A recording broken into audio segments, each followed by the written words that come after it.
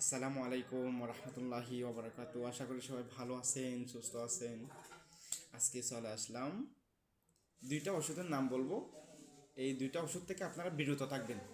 এই দুইটা ওষুধ হচ্ছে, একটার নাম হচ্ছে সেরিডন। এই সেরিডন গ্রাম অঞ্চলে সবাই ইন্ডিয়ান প্যারাসিটামল নামে পরিচিত। মাথা ব্যথার জন্য খেয়ে থাকেন। এই ওষুধ যদি আপনি পান করে থাকেন তাহলে পূর্ববর্তীতে আর খাবেন না, কারণ এই ওষুধের সাইড এফেক্ট হচ্ছে আপনার মাইগ্রেনের সমস্যা, ব্রেনের সমস্যা দেখা দিতে পারে পরবর্তীতে।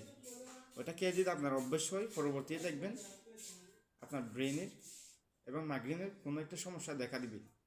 টেস্টের মাধ্যমে আপনি মারাত্মক সমস্যায় ভুগতে পারেন।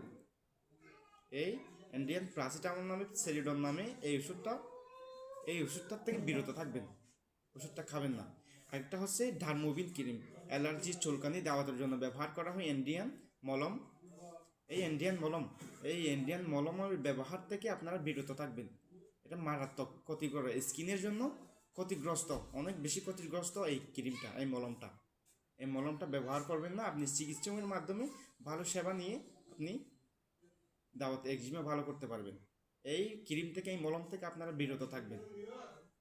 আশা করি সবাই বুঝতে পারছেন আমি কি বলছি। মন দিয়ে শুনবেন এবং বোঝার চেষ্টা করবেন, কারণ সচেতন থাকা অত্যন্ত জরুরি প্রয়োজন।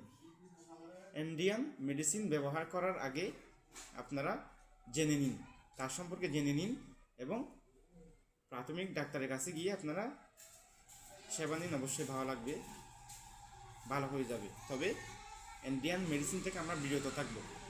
এই দুটা মেডিসিন থেকে আমরা বিরত থাকবো।